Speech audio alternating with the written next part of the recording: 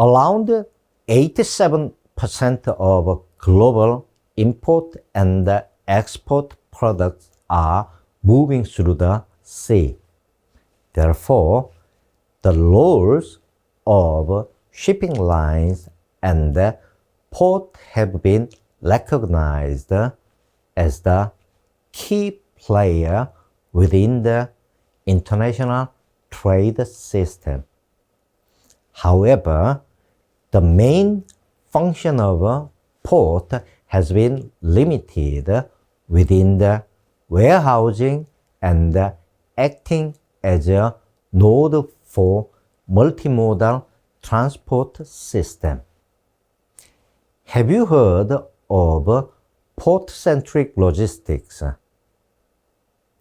Port-centric logistics describes the positioning of logistics and distribution services when goods arrives. It is considered as an alternative to inland depots and centrally located national distribution centers. It also allows you to store your shipment at the port itself and decrease the number of handling stages throughout your storage and distribution process, saving time and money. Port-centric logistics is increasingly being considered as a way for business to streamline their supply chains and reduce their impact on the environment. For lots of organizations, port-centric logistics aims to remove unnecessary freight miles. It has been recognized that port is a critical place to increase value-added activities in the whole supply chains. This slide shows how the size of container ships have been increased during the past 30 years. Since the Maersk, the biggest container shipping lines in the world at the moment, introduced 7,400 TEU container in the mid-1990s. The container size in current year have tripled, and 22,000 TEU container ship is quite normal at the moment. Due to the economies of scale, shipping lines will deploy bigger size of vessels to achieve cost saving through the reduction of unit cost per TEU. However, it also generates higher cost in other parts of the supply chain. For example, container ports need to provide deep water, longer berths, and larger cranes to facilitate bigger vessels. Shipping lines are the main customers for ports. Ports failing to attract larger ships will lag among the local and regional competitors.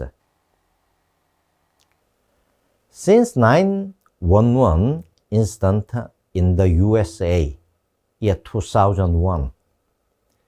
Strong and strict regulations of port security have been introduced by the US government, including CTPAT in year 2001, 24 hours the rules and the container security initiative in year 2002, which is the cargo owner should inform to the US the port before 24 hours before their cargoes arrive. ISPS code in 2004. SFI and MI in year 2006. Countries and ports who wish to trade with USA must follow these security regulations. 2, 1, cue. These are some photos which shows selected maritime incidents since 1960s.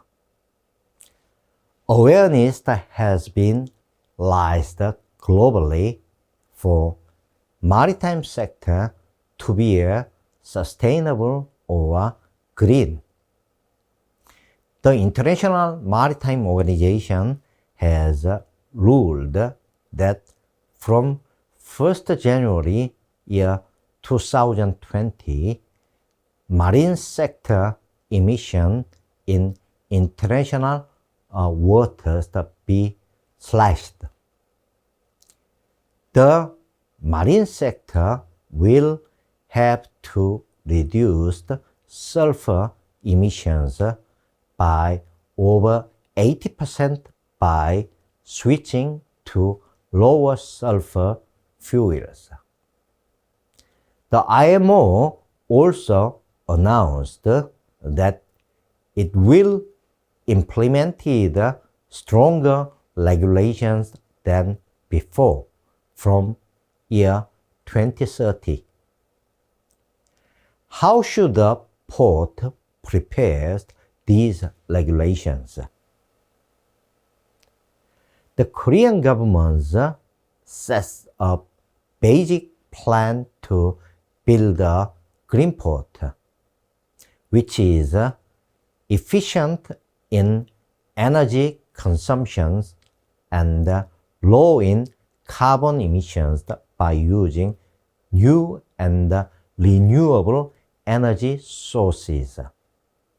For this, we set up the objective of 30% reduction compared to business as usual by end of this year.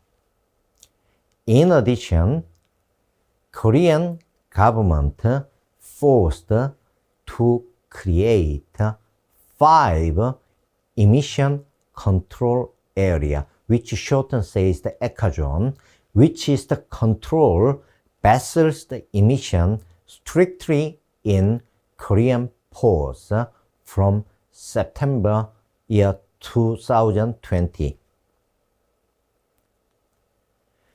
Further trend of ports will be their economic responsibility to lead nations both nationally and internationally.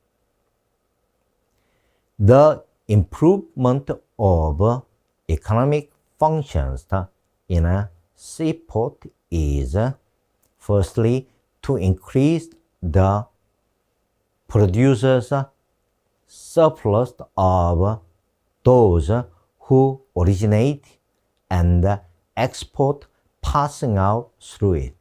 And secondly, to increase the consumers' surplus of those who ultimately consume the imports passing it through it. The measure of economic efficiency of a port is the aggregate cost of passing cargo through it. Port redevelopment project in Korea has initiated due to the following two reasons. Firstly, the life cycle of ports and functional support facilities are shortened due to the changes in the logistics environment, such as the growth of ports and cities behind them, the growth of ships and cargo containers. As a result, the number of port facilities with functional decline is increasing, and proper functional convergence is necessary for these ports. Secondly, the demand for recreation and leisure spaces among the public has been increasing, particularly in the port cities. Due to the growth of income and the spread of the 5 days work week, as the demand for present environmental space increases, the demand for redevelopment is increasing for the existing old or the idle port spaces in Korea. The photo is the bird-eye view of the Busan North Port redevelopment plan, which will be completed by year 2030. The main purpose of Busan North Port redevelopment project is to provide waterfront space to citizens by converting the functions of the old port. Let's have a look at short video clip for Busan North Port redevelopment project.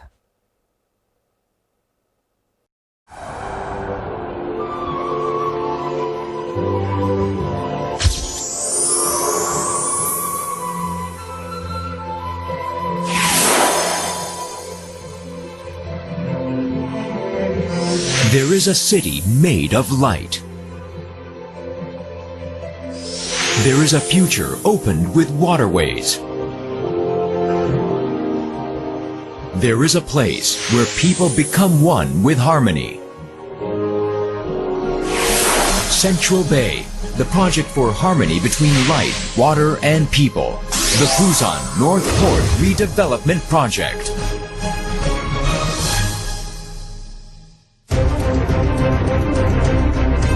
From now on, the future of Busan will be changed completely.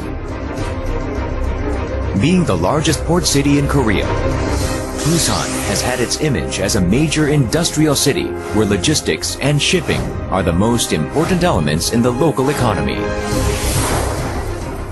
Now, Busan will be reborn as a maritime capital of Korea through the Busan North Port Redevelopment Project.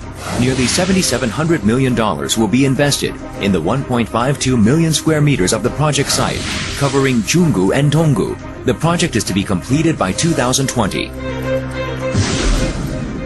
The Busan North Port Redevelopment Project will reconstruct the old Busan into a new city of maritime and culture, in the basis of functions of its original urban area, and to be reborn as an international hub of tourism by building a great water-friendly environment with eco-friendly technologies.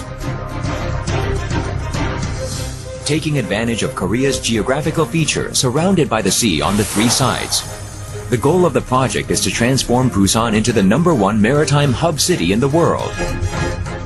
For Busan citizens, it will boost their confidence and offer spacious places to enjoy maritime culture.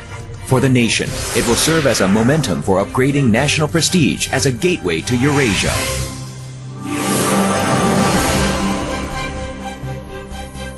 To make Korea a global hub for maritime culture, the Busan North Port Redevelopment Project set clear goals as follows. Firstly, recreating the function of the existing urban area which once led the development of the entire Busan. Beyond its conventional role as a center of industry and logistics, Busan will be redeveloped to perform higher value-added functions as a hub for maritime tourism and culture.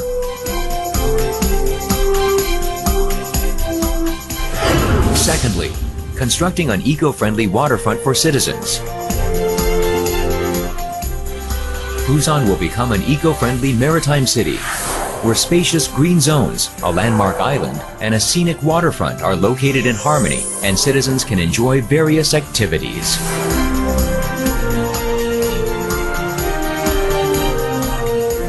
Thirdly, promoting Busan as an international hub for maritime tourism. Busan will be transformed into an international tourist attraction and a maritime cultural mecca, where travelers can enjoy beautiful spectacles and diverse amusements.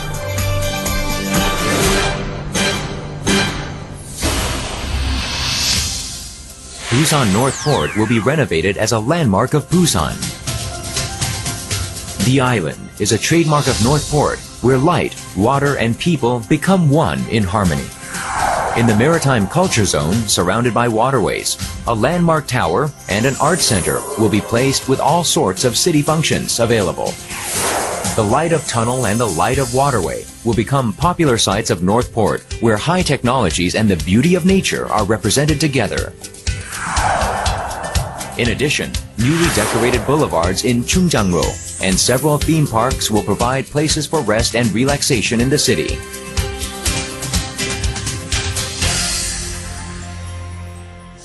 Busan North Port will be transformed into a multifunctional maritime city where Busan only has in Korea.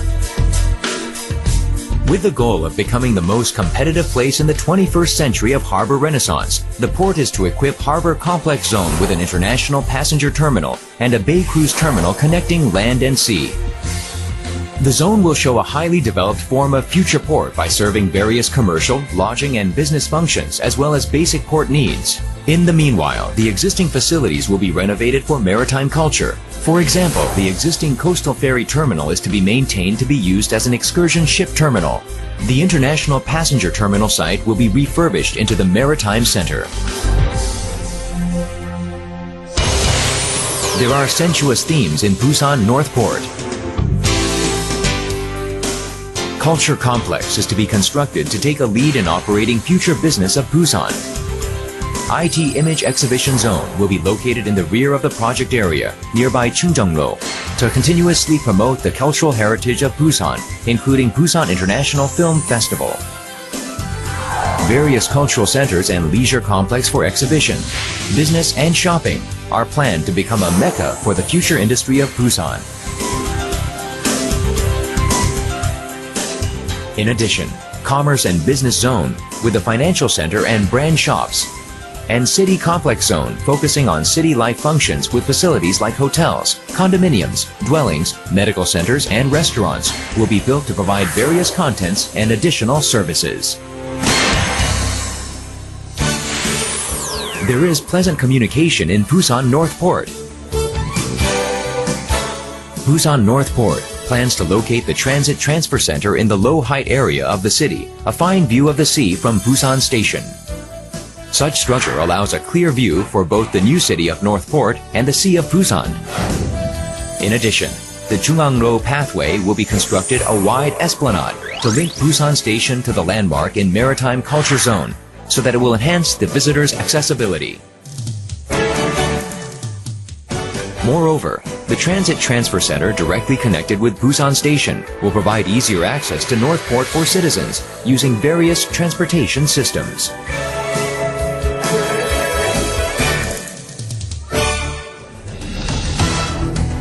The city of Busan cannot exist without the sea and harbors. This fact is why Busan is eager to develop maritime business and culture. Such important mission can be successfully performed through the Busan North Port Redevelopment Project. Busan North Port will be redeveloped into a distinguished multi-entertainment zone where commercial areas and water-friendly spaces coexist in harmony. Once the project is complete, it is expected to generate a ripple effect of $24,160 million on the local economy and to create 120,000 jobs, allowing a great opportunity for Busan to become a world-famous waterfront where the cultural industry flourishes. This redevelopment project will not only change the geographic map of Busan, but also transform the entire Busan into a global hub for commerce and trade. Moreover, this project will boost confidence of Busan citizens with a picturesque harbor and attract many tourists from all over the world. It will provide the great opportunity to achieve the status as a maritime country with a high value-added economy.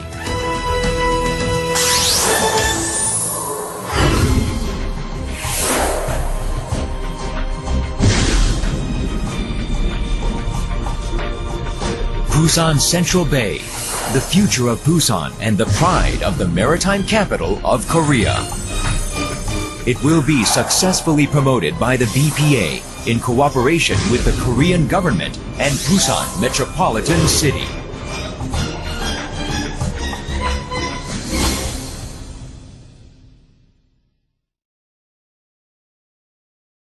This is the summary of the today's presentation.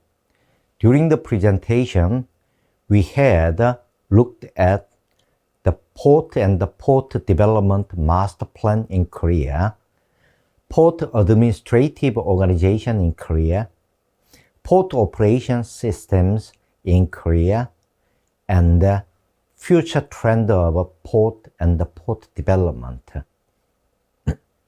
In a global context, the role of seaport as a center for trade activities contribute to strengthen the development of the multimodal transportation systems by fostering the increase of cargo networks. The international transportation gives the special attention to competitive factors such as ports, infrastructure, quality, and spectrum services provided, force capacities to manage large cargo volumes in a timely manner, cost, and efficiencies. Furthermore, hubs and transshipment terminals continuously improve the network to fulfill new roles in global supply chains due to the tremendous growth of containerized cargo at main transportation route. It is well known that logistics activities provide a link for the efficient flow of the traffic of goods and smoother operations and handling of cargo. Ports are the main nodes in the maritime transit network.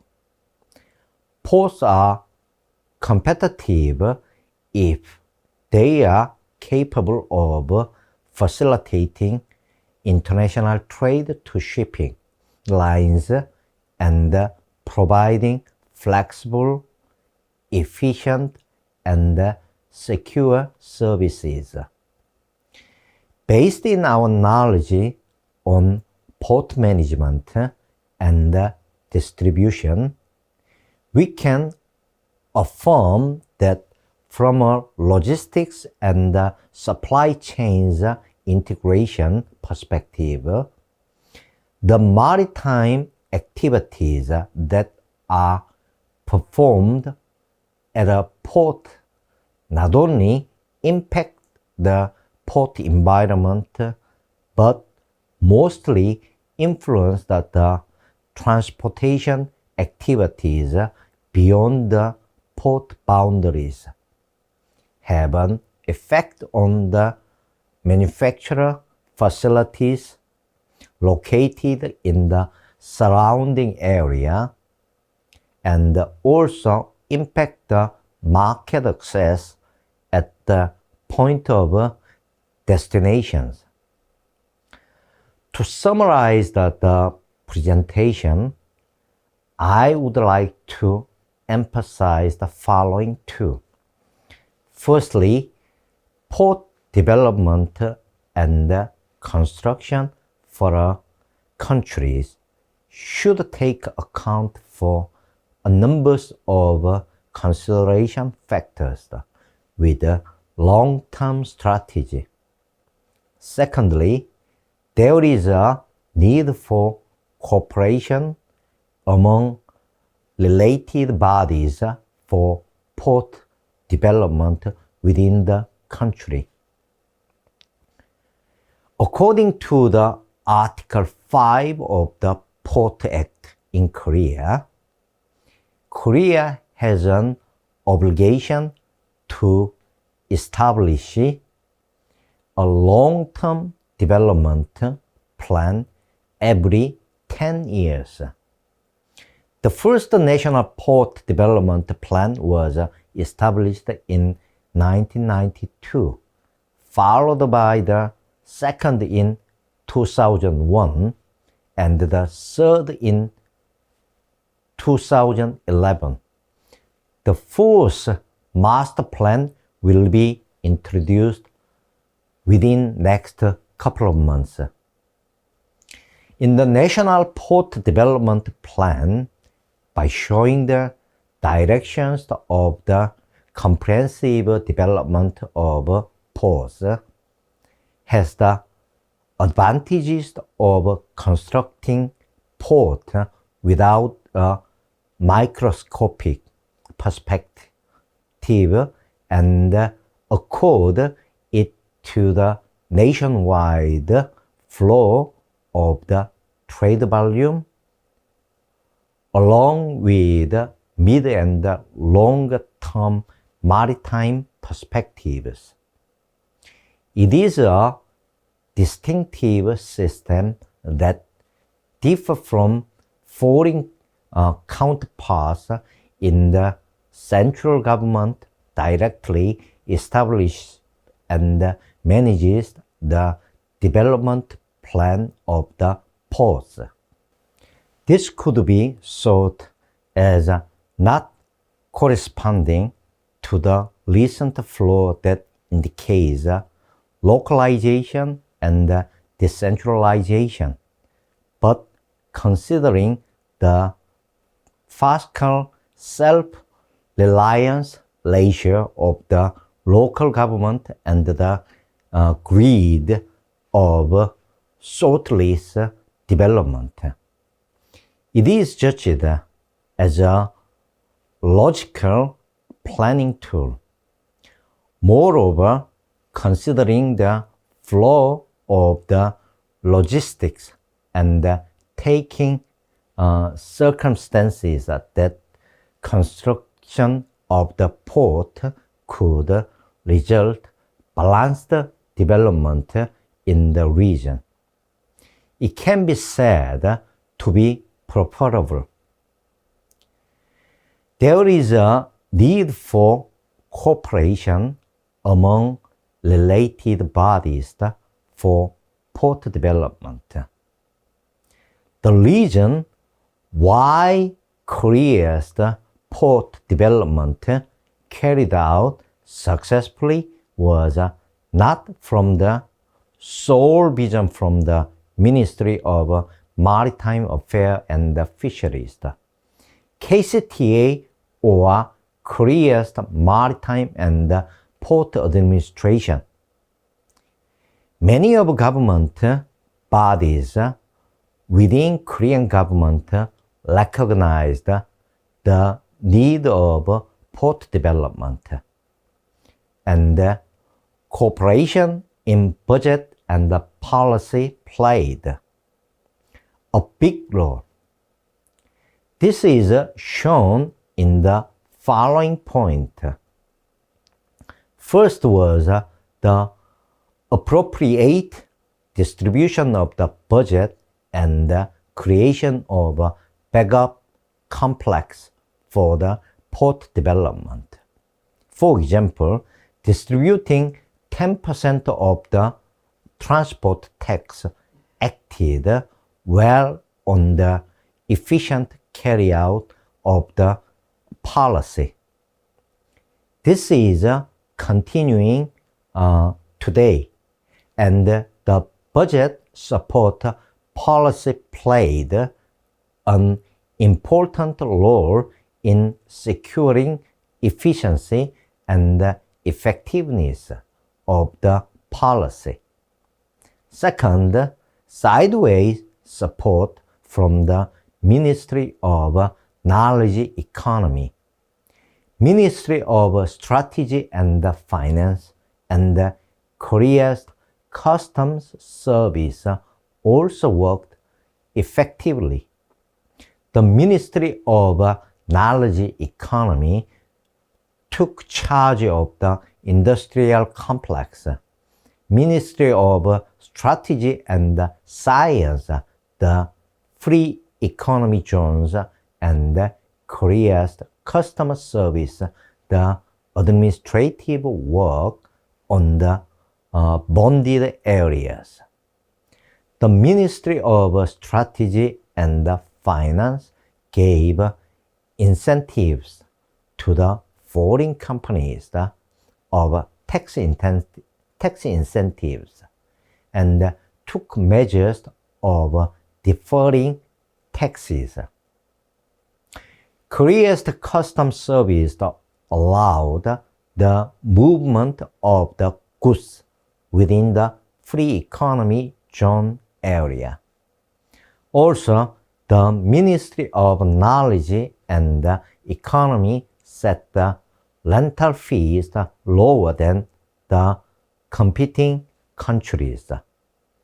Also, the Ministry of Strategy and Finance designated certain areas into free economy zones. This is the end of a presentation. Through the presentation, we looked at the port administrative organization and some operation system of Korean port, and a few points of future trends related to port. I do hope the presentation will give you some benchmarking points to be considered in port development of your country. Please do not hesitate to contact me if you have any questions regarding to the presentation. I hope you will enjoy the rest of the KOICA program. Thank you very much for your attention. 감사합니다.